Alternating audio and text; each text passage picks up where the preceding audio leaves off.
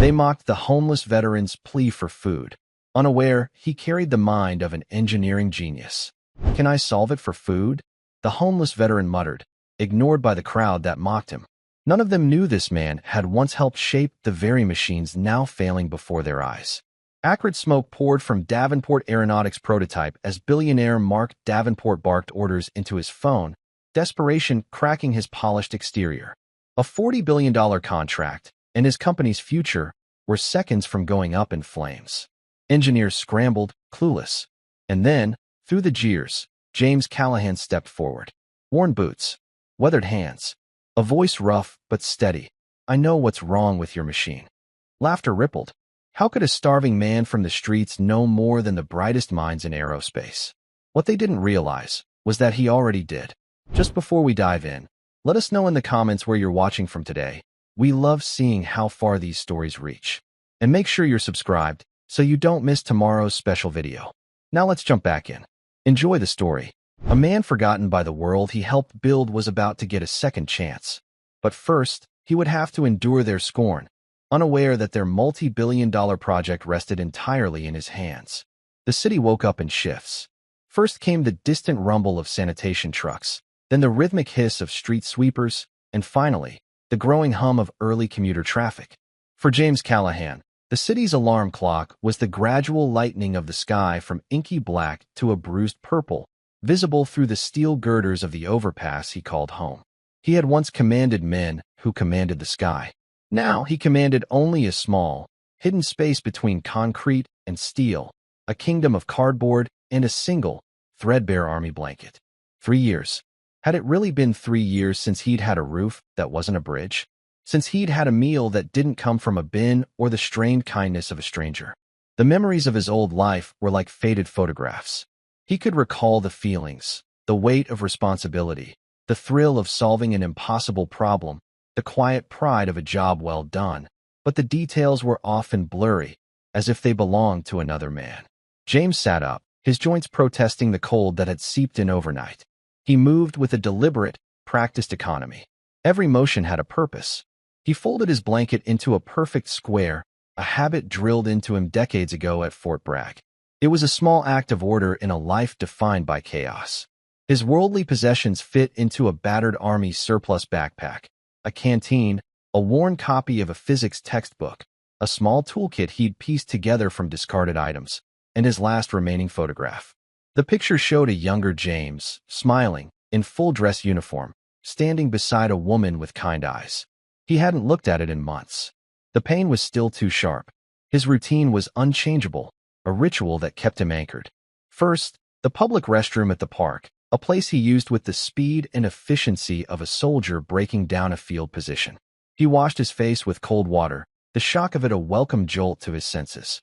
He ran a wet hand through his graying hair and combed his beard with his fingers. He had to look presentable, or as presentable as a man in his situation could. Being invisible was a survival tactic, but being seen as a threat was a danger he couldn't afford. Next was the public library. It was his sanctuary, his connection to the man he used to be. The librarians knew him. They saw the intelligence in his quiet eyes and the respect with which he handled the books. They never hurried him, even when he sometimes stayed from opening until closing, reading complex engineering journals and technical manuals. He wasn't just passing time. He was keeping his mind sharp. A soldier's greatest weapon wasn't his rifle, it was his mind. That, too, had been drilled into him, and his mind was all he had left. Today, however, his routine was broken. As he walked toward the library, a commotion a few blocks away caught his attention. A crowd was gathering near the entrance of Davenport Aeronautics, a gleaming glass tower that scraped the sky. It was the heart of the city's burgeoning tech sector, a world that had once been his. James felt the familiar pang of an outsider looking in. The people rushing past him, with their expensive suits and important phone calls, lived in a different universe. To them, he was just a piece of the urban landscape, easily ignored. But it wasn't the building that drew the crowd. It was what sat in the plaza in front of it. A machine. It was a sleek, menacing craft, more of a high-tech drone than a traditional vehicle.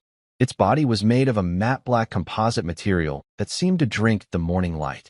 It rested on a specialized transport platform, and a team of engineers in matching blue jumpsuits swarmed around it, their faces etched with panic. James recognized it instantly.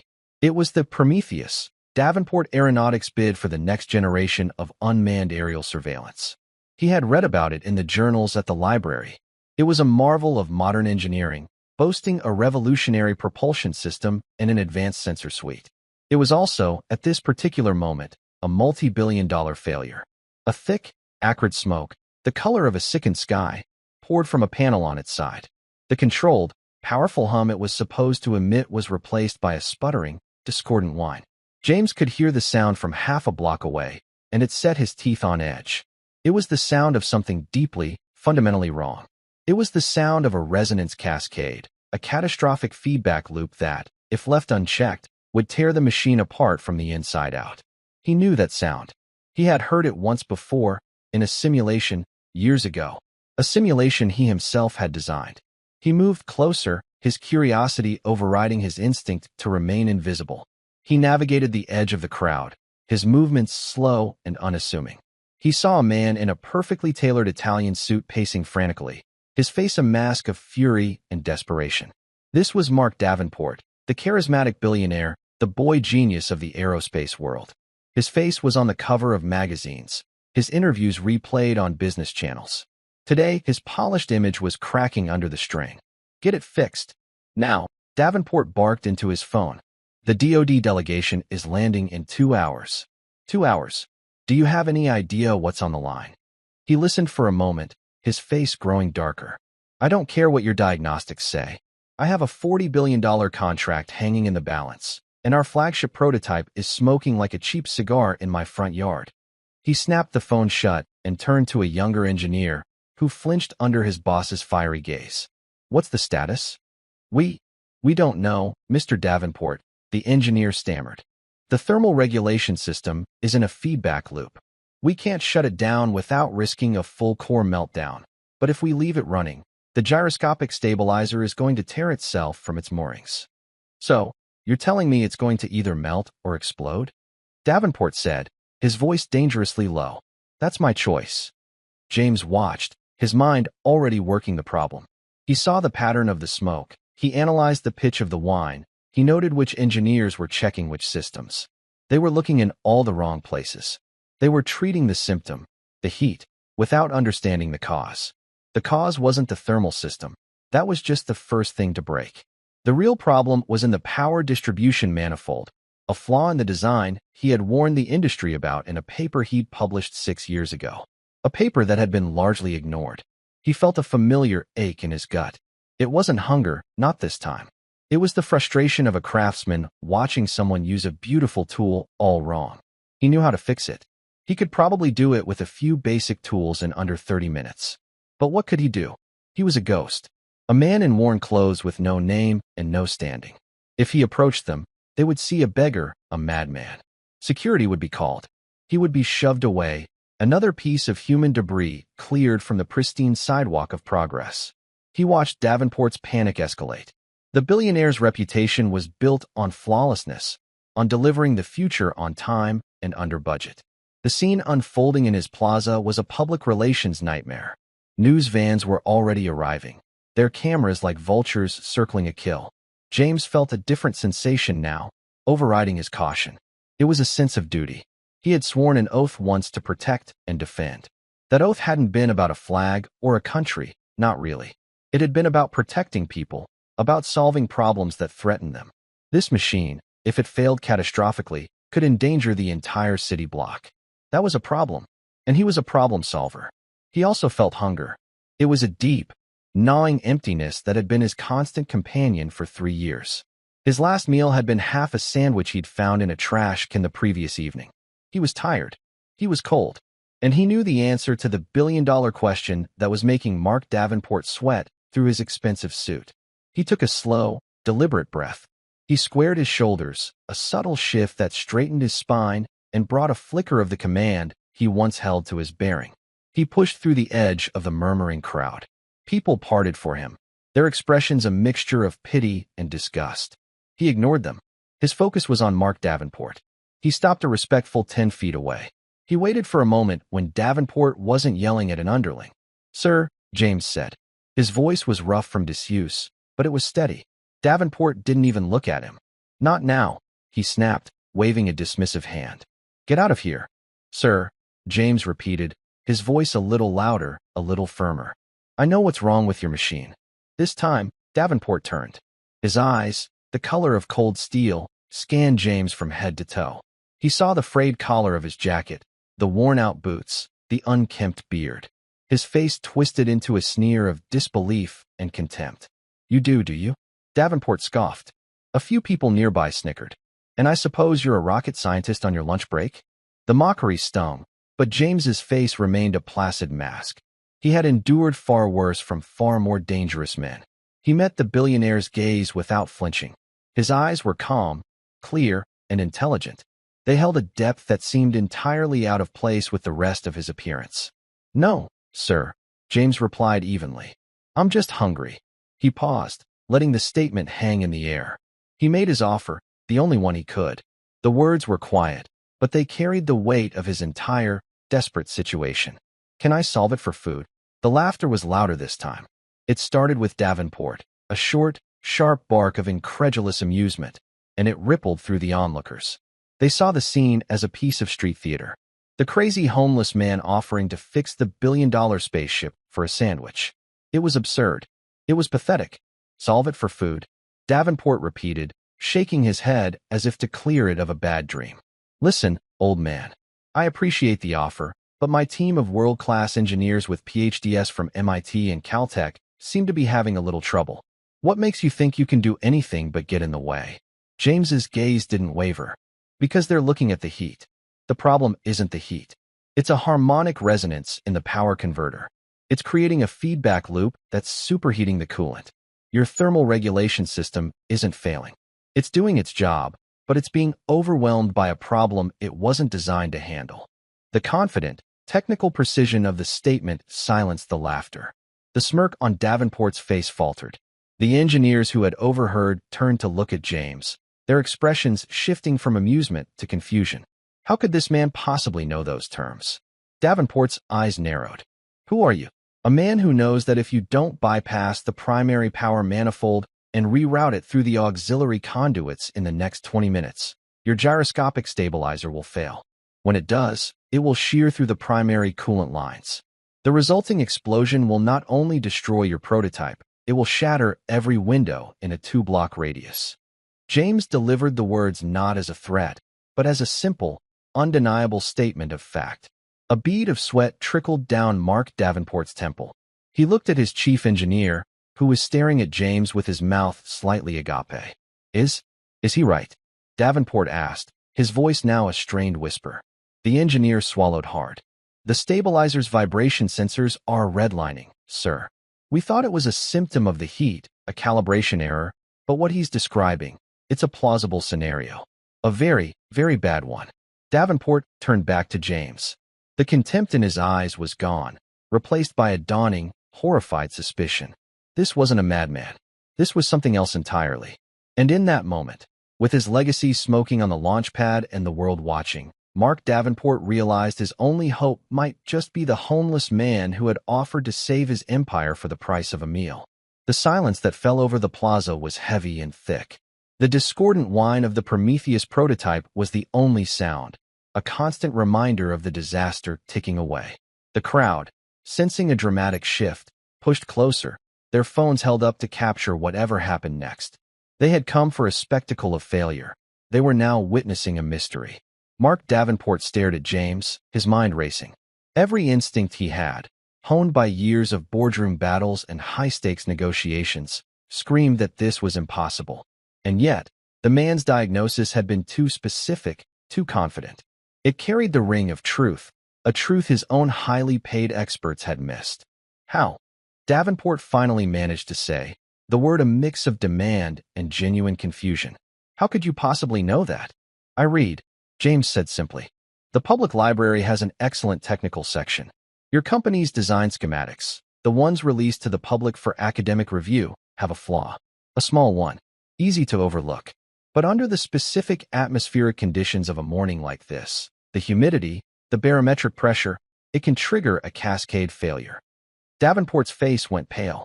He knew which schematics James was talking about. They had been released 6 years ago for a much earlier version of the propulsion system. No one, not even his own internal review teams, had ever connected them to a potential failure in the Prometheus. That's proprietary information, one of the engineers muttered, loud enough for Davenport to hear.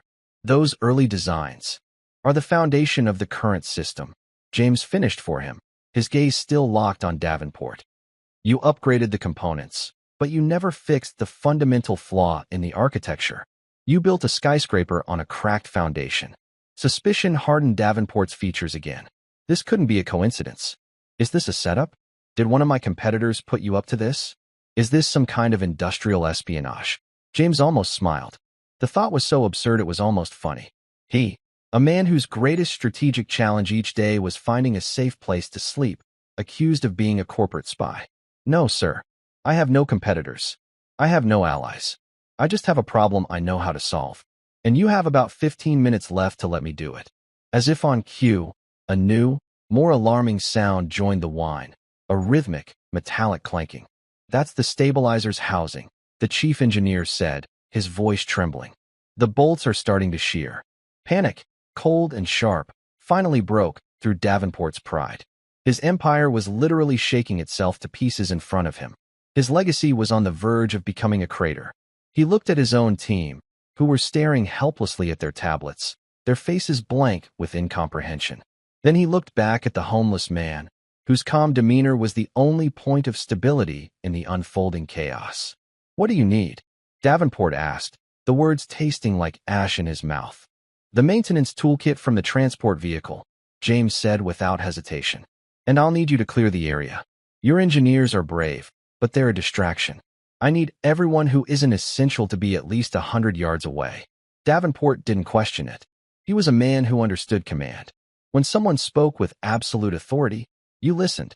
You heard him, he yelled at his team. Get the kit. Everyone else, back off.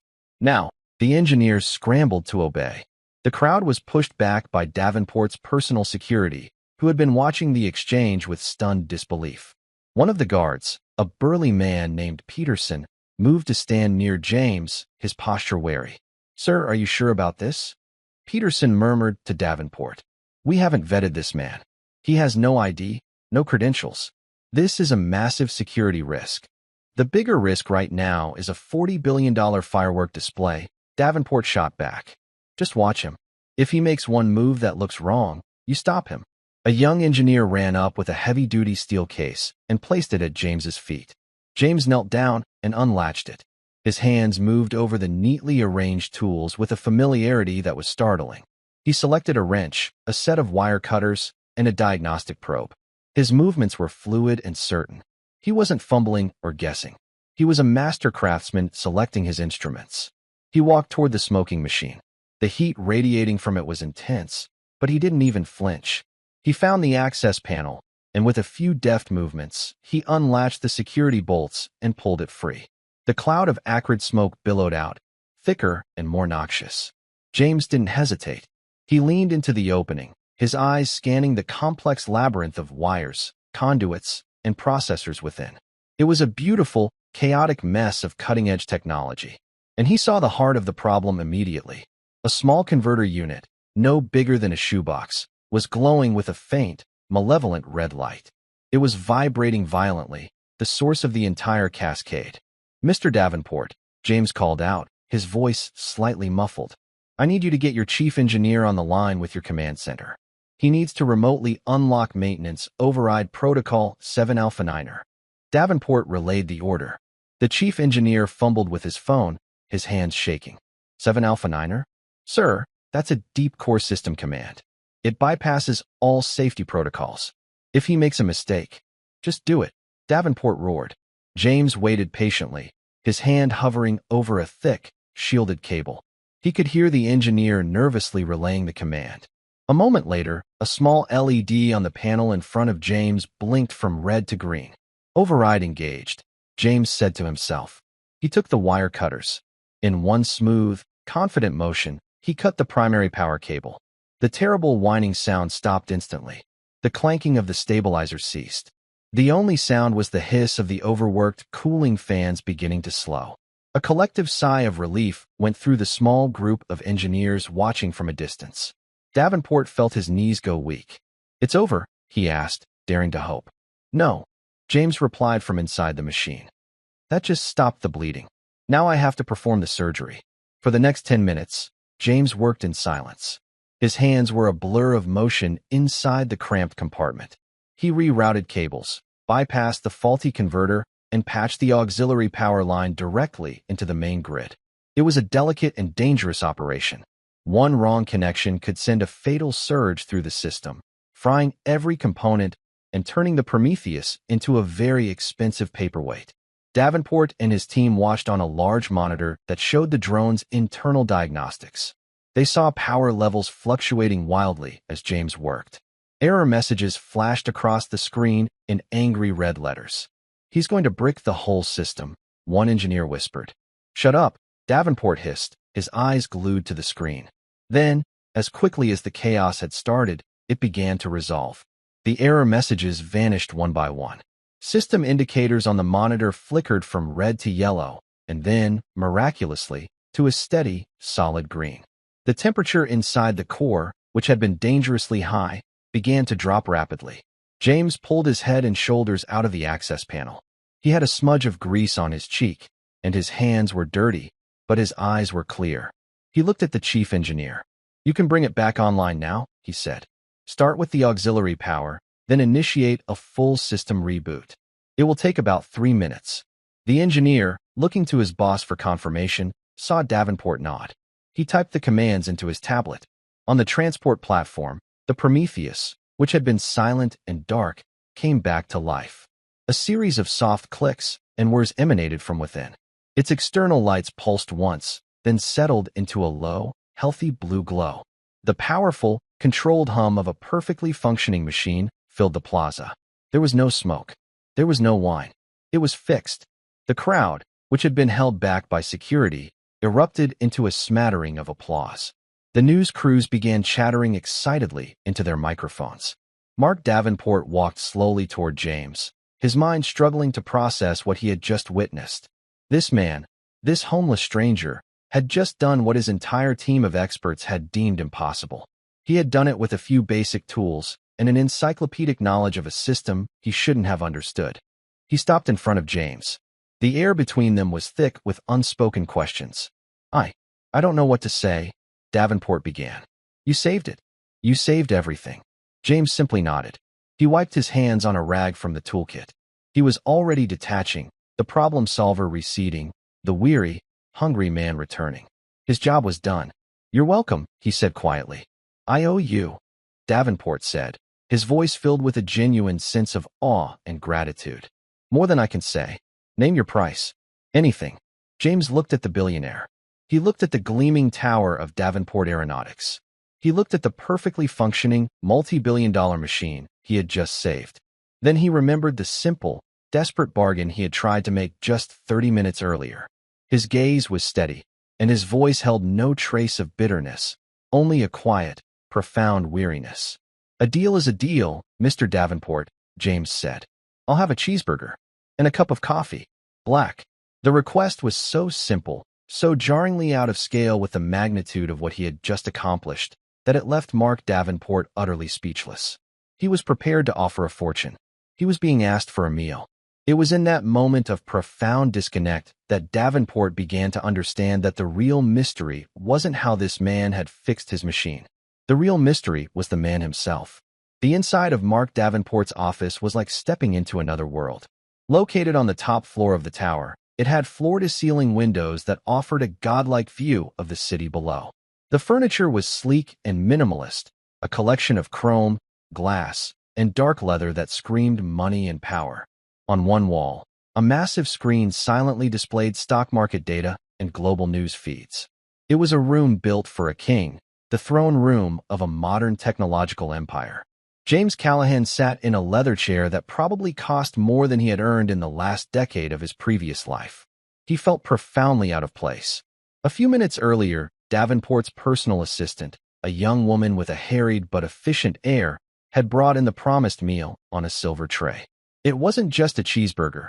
It was a gourmet creation from the building's executive dining room, accompanied by perfectly crisp fries and a steaming mug of what smelled like expensive imported coffee. James ate slowly, methodically. He didn't devour the food like a starving man, though he was.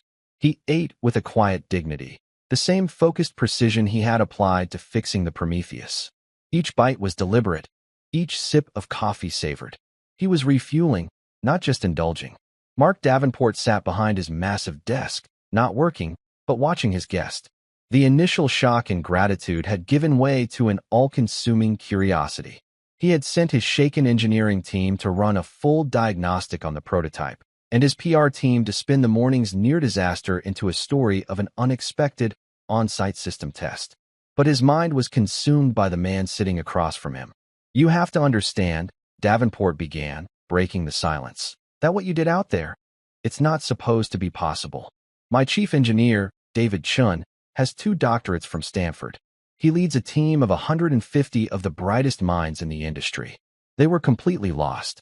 And you walked up off the street and solved it in 15 minutes. James finished a fry and wiped his mouth with a linen napkin. "Dr. Chun is a brilliant man," he said, his voice even. "I've read some of his papers on quantum computing. But he's a theorist. He understands the why better than almost anyone. I've always been better at the how. And how did you learn the how?" Davenport pressed, leaning forward. "You mentioned the library. I'm sorry, but I don't buy that. You didn't just diagnose the problem. You knew the override codes. You knew the specific rerouting procedure. That's not in a public journal. That's classified, deep-level system knowledge." James took a slow sip of coffee. He looked out the window at the sprawling city. From this height, the people on the streets were just tiny, insignificant specks. It was easy to forget they were real, that they had lives and stories. He knew what it was like to be one of those specks. "You're right," he conceded. "It's not in a journal." He paused, deciding how much to reveal. The habit of secrecy, of a life lived in the shadows of classified projects, was hard to break. But Davenport deserved an answer. More than that, James felt a strange, unburdening need to speak his own name, to reclaim a piece of the man he had been. "My name is James Callahan," he said. The name felt foreign on his own tongue. "I used to be Sergeant Major James Callahan, United States Army. I was a combat engineer, Special Projects Division." Davenport's eyes widened slightly. He typed the name into the tablet embedded in his desk. He was a man who believed in data, and he needed data now. What came up was sparse, a heavily redacted public service record. Date of enlistment. A long list of commendations, most of them with the descriptions blacked out. An honorable discharge 3 years ago. Nothing else. No mention of special projects, no details of his service. "A ghost in the machine. A combat engineer," Davenport repeated, looking up from the screen. "That doesn't explain how you knew the intimate details of my proprietary propulsion system." "My last assignment was with a special task force at DARPA," James explained, his voice low and devoid of emotion. "We were red-teaming next-generation defense technologies. Our job was to be the adversary. We were given new prototypes, new systems, and it was our job to break them, to find their flaws before our enemies did. For 2 years, my entire life was focused on one thing, the precursor to your Prometheus engine." The pieces clicked into place in Davenport's mind. "The Ethelred Project," he breathed. It was a legendary, failed government project that had cost taxpayers billions. It was the direct ancestor of his own technology. The contractor who built that, it was Aerodyne Systems. "My biggest competitor." "That's right," James said. "They built it. My team broke it. We found 17 critical design flaws. The one that almost destroyed your machine today was number 9 on our list. I wrote the report on it myself. A detailed 300-page analysis of the harmonic resonance cascade." "I never saw that report," Davenport said, frowning. "We did our due diligence when we acquired Aerodyne's patents after they went under. That report was never in the data transfer." A bitter, humorless smile touched James's lips. "I'm not surprised. The report was classified, buried. Admitting a flaw that fundamental would have meant scrapping the entire project and starting over. There were too many careers, too many fortunes tied to the Ethelred project. It was easier to bury the report and the man who wrote it. The story was starting to take shape, a dark and unsettling picture of corporate and military politics. What happened? Davenport asked, his voice softer now. James fell silent. He looked down at his hands, which were clean for the first time in ages. But he could still feel the grime, the grit of the streets, embedded deep in his skin. He remembered the final field test. The desert sun, the smell of ozone, the sound, the same terrible, whining sound he had heard this morning. There was an incident, he said, the words heavy with unspoken trauma. A live fire demonstration for a congressional oversight committee. The brass was all there. Generals, senators, the CEO of Aerodyne. They had been warned. I told my commanding officer, Colonel Bishop, that the conditions weren't safe. The humidity was too high. The same trigger as today. He was under a lot of pressure to deliver. He ignored my warning. James closed his eyes for a second. They powered it up. The cascade started almost immediately. We tried to shut it down, but it was too late. The prototype exploded. 2 good men died. Technicians. Young kids with families. I was the senior NCO on site. The one who had written the report. I was the perfect scapegoat. The air in the luxurious office grew cold. Davenport felt a chill that had nothing to do with the air conditioning. This wasn't just a story about a failed project anymore. It was about lives lost and a life destroyed. They couldn't court-martial me, James continued, his voice flat. That would mean my report would become evidence in a public record. So they buried me another way. A formal reprimand for procedural missteps. An honorable discharge, but with a black mark on my confidential record that ensured I would never work in the defense industry or any related field ever again. They discredited me, spread rumors that I was unstable, difficult. In the space of 6 months, I went from being one of the military's top engineers to an unemployable pariah. He opened his eyes and looked at Davenport. The pain in them was raw, an abyss of loss and injustice. My wife, Sarah, she got sick around the same time. An aggressive cancer. The medical bills wiped out our savings. When the Army cut off my pension and my healthcare benefits as part of the discharge, I couldn't afford her treatments anymore. She died 6 months later. He took a shaky breath. After that, I lost everything. The house, the car, my will to fight. I just drifted. And one day I woke up on a park bench, and I realized 3 years had gone by. The silence in the room was absolute. The city outside seemed to have disappeared. There was only the quiet, devastating grief of a good man who had been failed by the very system he had dedicated his life to serving. Mark Davenport, a man who prided himself on his control, on his ability to read any situation and any person, felt utterly adrift. He had built an empire on logic, data, and ruthless ambition. But the story he had just heard defied all of that. It was a story of profound, systemic injustice, the kind that didn't show up on a spreadsheet. He looked at James Callahan, really looked at him for the first time.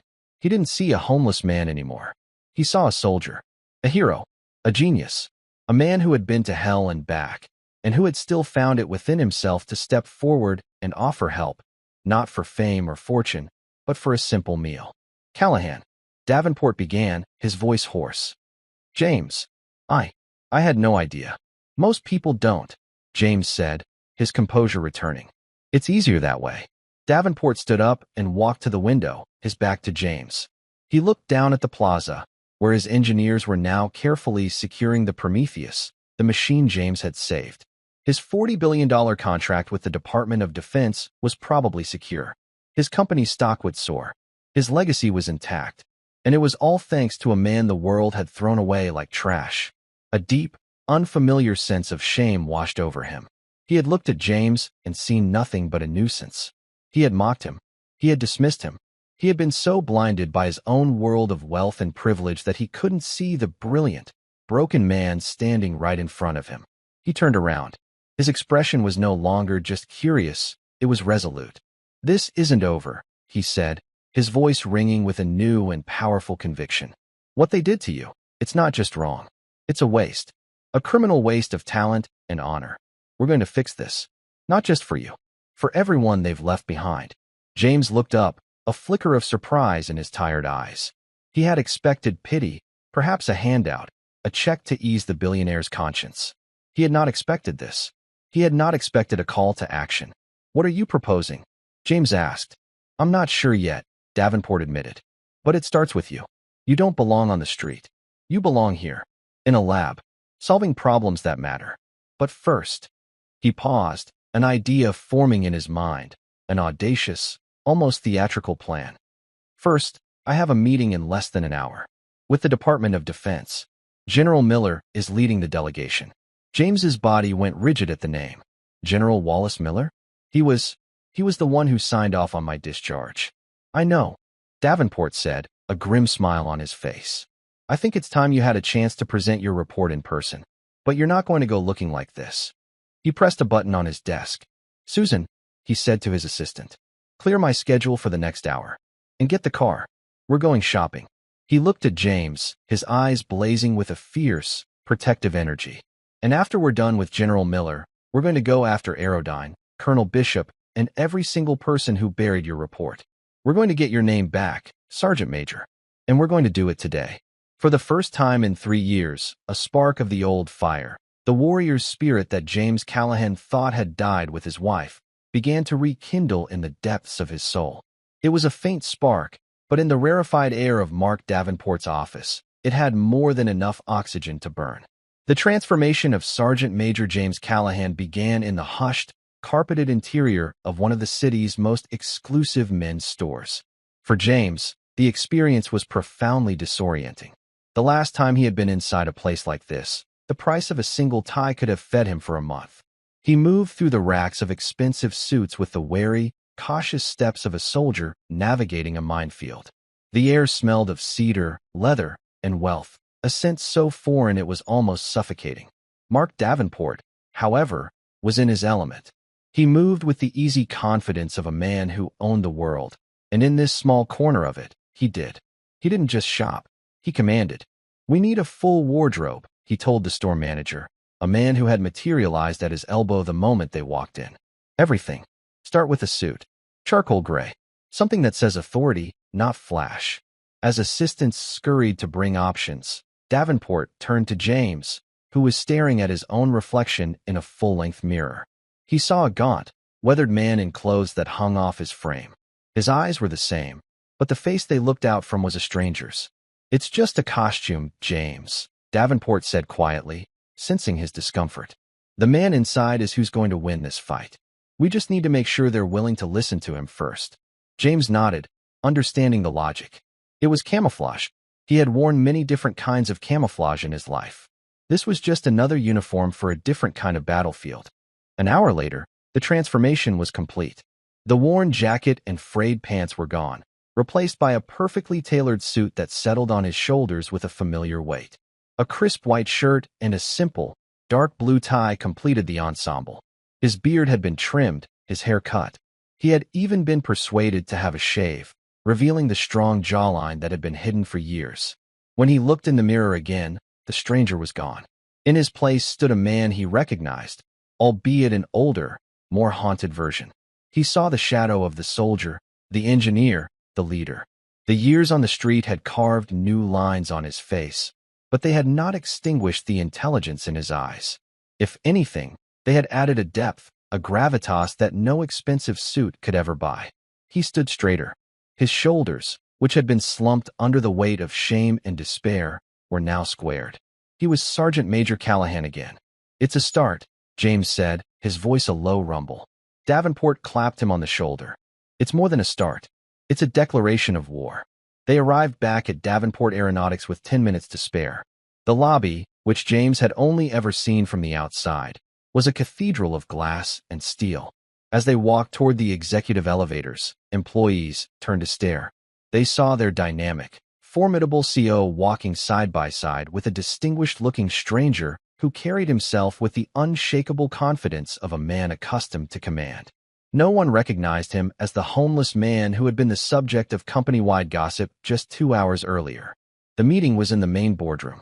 It was a sterile, intimidating space, dominated by a long, polished black table. The members of the Department of Defense delegation were already seated. At the head of the table sat General Wallace Miller. He was a man who looked like he had been carved from granite, with a chest full of ribbons and a face set in a permanent expression of stern authority. He was the man who had personally signed the order that had destroyed James Callahan's life.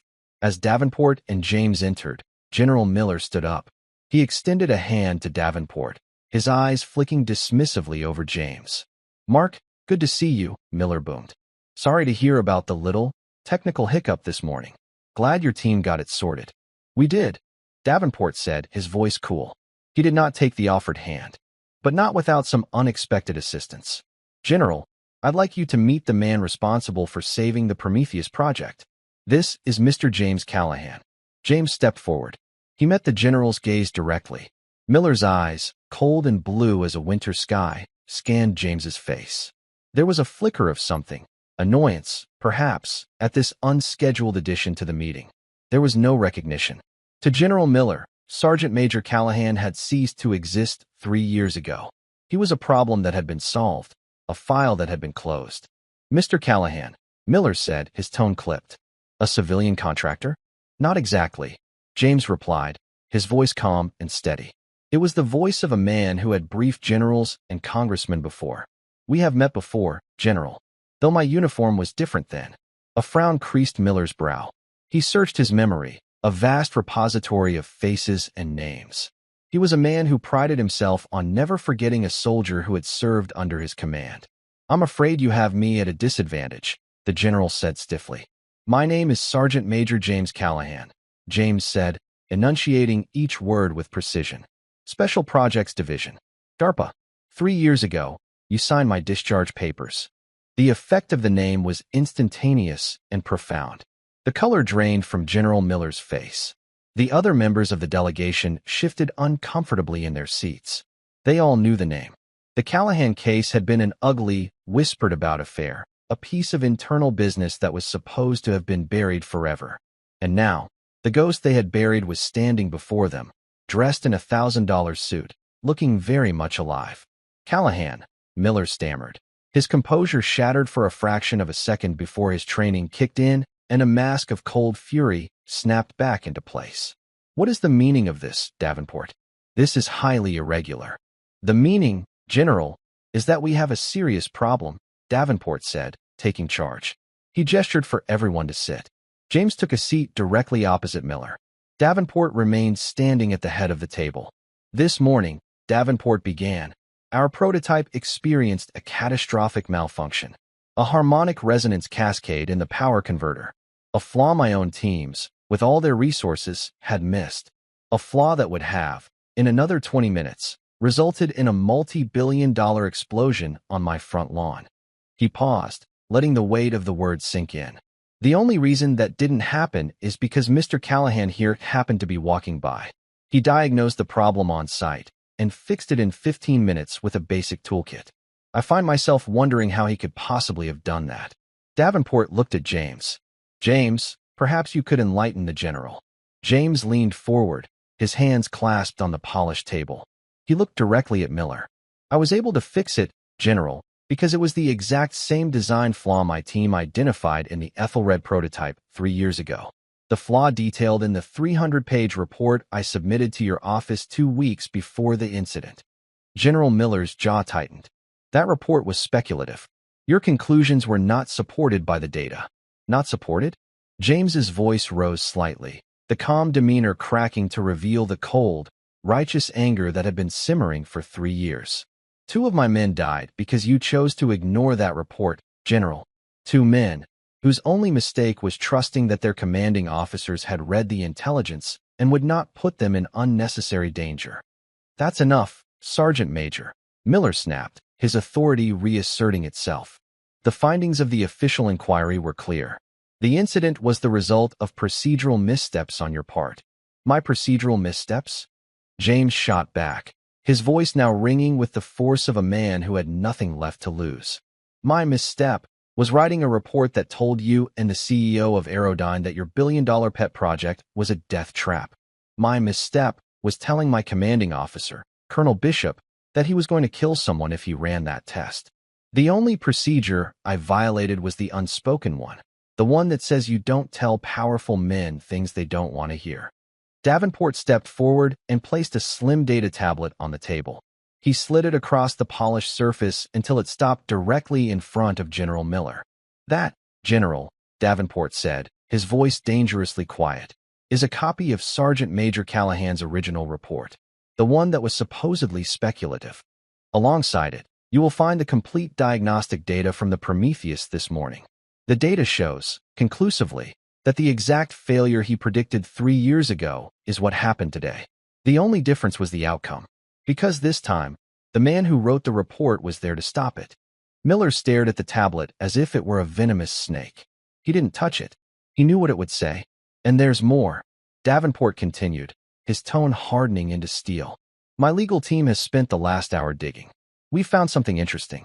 A series of encrypted emails between your office and the executives at Aerodyne Systems, dated the week after the incident. Emails in which you discuss the need for containment of the Callahan report. Emails in which you conspire to make a good soldier the scapegoat to protect a contractor's profits and a few powerful careers. The air in the room was electric. The other DoD officials looked anywhere but at their commanding officer. They were witnesses to the complete and utter demolition of a powerful man's career. This is an outrage, Miller blustered, but the words were hollow. There was no force behind them. He was cornered. You can't prove any of this. Can't I? Davenport replied with a predatory smile. I've built a multi-billion-dollar company on my ability to find and exploit weaknesses, General. You and your friends at Aerodyne created a very big weakness when you decided to ruin an honorable man's life. You see, I not only have the original report and this morning's data, but I have the man himself. A man who is willing to testify, under oath, in front of a congressional committee, about everything that happened. A man who is now my lead diagnostic engineer. Davenport walked over to James and placed a hand on his shoulder. Sergeant Major Callahan is no longer a ghost you can ignore. He is now an executive of Davenport Aeronautics. He has my resources. He has my protection. And he has my solemn promise that we will not rest until his name is cleared and the men who wronged him are held accountable. General Wallace Miller, a man who had faced down enemies on battlefields across the world, seemed to shrink in his chair. The granite facade had crumbled, revealing the weak, frightened man beneath. He had been outmaneuvered, outgunned, and utterly defeated. Not by an army, but by the truth, delivered by a man he had thrown away and forgotten. James Callahan said nothing. He simply sat there, watching the man who had destroyed his life be brought to justice. He felt no joy, no triumph, only a profound, weary sense of vindication. It was the end of one chapter of his life and the beginning of another. The road back would be long, but for the first time in 3 years, he was no longer walking it alone. Now, Davenport said, his voice returning to a calm, businesslike tone as he addressed the rest of the silent, shocked delegation. Shall we discuss the terms of my company's contract with the Department of Defense? I have a few new conditions. The boardroom felt like a vacuum, all the air sucked out by Davenport's final, devastating pronouncement. General Miller sat frozen, a statue of disgraced power, his career imploding before the shocked eyes of his delegation. Without another word, Davenport gave a curt nod to James. We're done here. They turned and walked out, leaving a shattered silence in their wake. The heavy oak doors closed behind them with a soft, final click, sealing the fate of the men inside. In the hallway, the pristine, corporate quiet felt different. It was no longer the silence of an institution that had excluded James. It was the silence of a world that was now his to command. Are you all right? Davenport asked, his voice losing its sharp, combative edge and softening with genuine concern. James stopped and leaned against the cool glass of the hallway window, looking down at the city below. He had dreamed of this moment for 3 years, played it over and over in the lonely, cold hours of the night. He had imagined it would feel like a victory, a triumphant explosion of joy. But the reality was a quiet, hollow ache.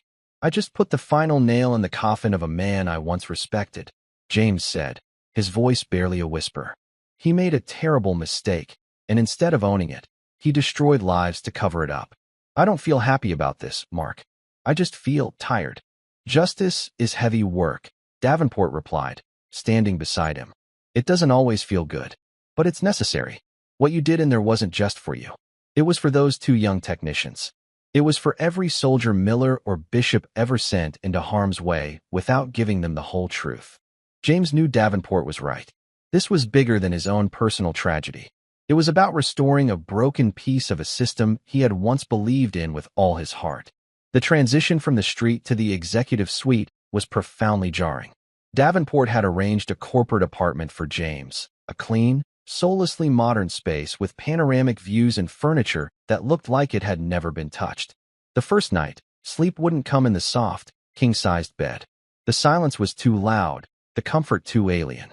He ended up on the floor, wrapped in a blanket, the hard surface a more familiar and reassuring presence. The habits of survival were not easily unlearned. His first official day at Davenport Aeronautics was equally strange. He was given a large corner office with a title, Chief Diagnostic Engineer, and a salary that made his head spin. But he spent most of the day not in his new office, but in the lab, standing before the Prometheus prototype. The engineering team, led by David Chun, treated him with a mixture of awe and nervous deference.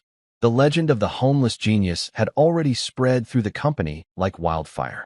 "Mr. Callahan," Chun began cautiously, "we've run the full diagnostic, just as you suggested. You were 100% correct. Call me James," he said, his voice gentle. "You have a brilliant team, Dr. Chun. You just had a blind spot. Everyone does. The trick is to have someone standing at a different angle to help you see it."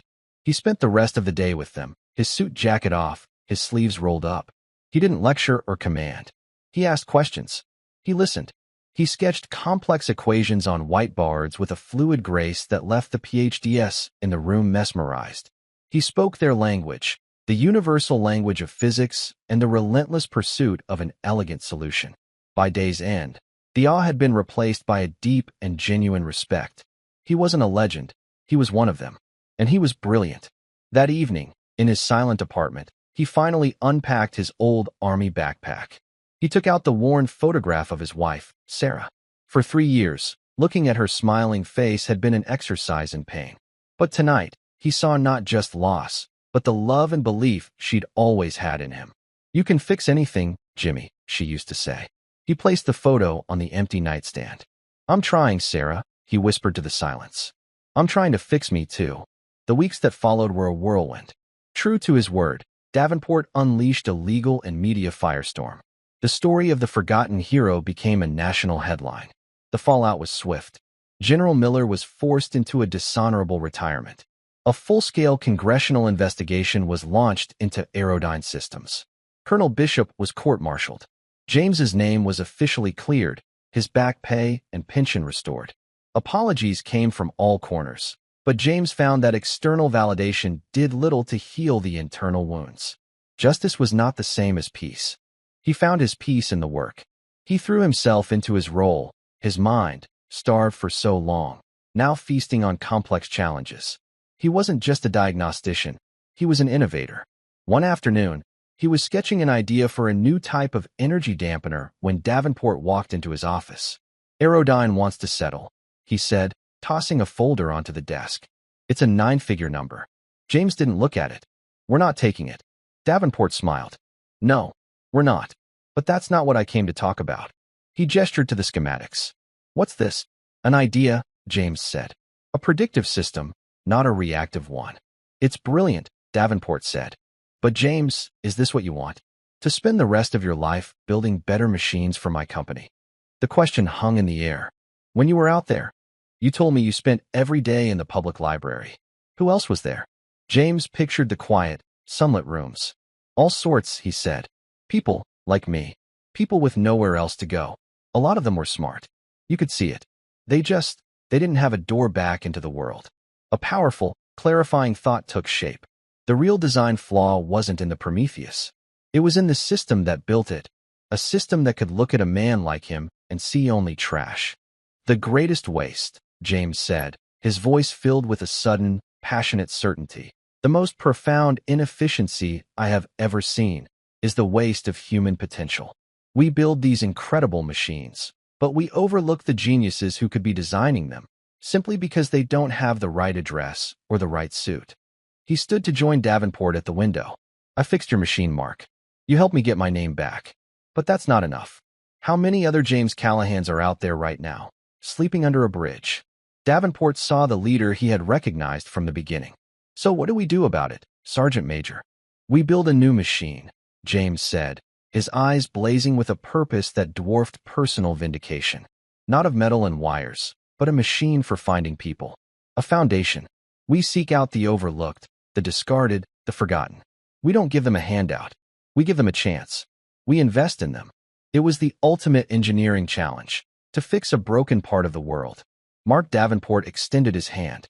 I think, he said, a broad, genuine smile spreading across his face. You've just found your next special project. And this time, you'll have an unlimited budget. James took his hand, his grip firm. It was a handshake that sealed not a business deal, but a promise. A promise to turn pain into purpose. 2 years passed. The Callahan-Davenport Initiative, or the CDI, was no longer just an idea. It was a sprawling, vibrant reality. They had transformed an abandoned warehouse, a symbol of urban decay, into a beacon of renewal. The CDI wasn't a shelter. It was an ecosystem. It offered housing, medical care, and counseling, but its core was the Innovation Lab, James Callahan's domain. It was a massive workshop filled with state-of-the-art tools, computers, and quiet rooms for study, open 24/7 to its residents. The only price of admission was a desire to learn and to build. James walked through the lab, the quiet hum of machinery a comforting symphony. He no longer wore expensive suits, preferring the simple uniform of an engineer at work. Here, he was simply chief, a title of respect and affection given to him by the residents. He stopped at a workstation where a young woman named Maya was hunched over a complex architectural model. 6 months ago, she had arrived haunted and homeless, clutching a portfolio of breathtaking designs for sustainable housing.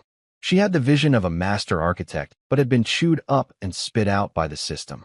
The load-bearing calculations on the central arch look a little tight, Maya, James said softly. She looked up, her eyes, once clouded with fear, now bright with intellectual fire. I know, Chief. The standard materials won't work. But I was reading one of the journals you left out. There's a new carbon fiber composite. If we weave it into the recycled concrete mix, it should increase the tensile strength by 300%. James looked at the math. It was flawless. That's brilliant, he said, pride in his voice. Let me worry about the budget. You just keep designing things that are impossible. It's our job to make them possible. He continued his rounds, seeing a former accountant who had lost everything now learning cybersecurity, and a group of foster care youths building an app to help others like them. This was the true output of the CDI, not patents or prototypes, but people rediscovering their own worth. Later that day, he stood on the roof with Mark Davenport, looking out at the city skyline. The CDI had changed Mark, too, igniting in him a passion for philanthropy that went beyond writing checks. General Miller sent me a letter, Davenport said, breaking the comfortable silence. To apologize. He's retired now, volunteers his time. He said a leader's real legacy isn't the battles he wins, but the people he takes care of. He said to tell you he was sorry he forgot that. James was quiet for a long time, surprised to find that the rage and bitterness that had been his only companions for 3 years were gone. In their place was a quiet, profound sense of peace. The past could not be changed, but the future was something he was actively, joyfully building. Good, James said simply. I hope he finds his own way to fix things. Down below, in the city he now saw as a garden of hidden talent, the work continued. A new life was being rebuilt. The man forgotten by the world had not only found his way back into it, but was now redesigning it, making it a place where no one else would have to offer their genius for the simple price of a meal. His work was far from over, but Sergeant Major James Callahan, the architect of second chances, was finally home. And that's where we'll end the story for now. Whenever I share one of these, I hope it gives you a chance to step out of the everyday and just drift for a bit. I'd love to know what you were doing while listening. Maybe relaxing after work, on a late-night drive, or just winding down. Drop a line in the comments. I really do read them all. And if you want to make sure we cross paths again, hitting like and subscribing makes a huge difference. We are always trying to improve our stories, so feel free to also drop your feedback in the comment section below. Thanks for spending this time with me.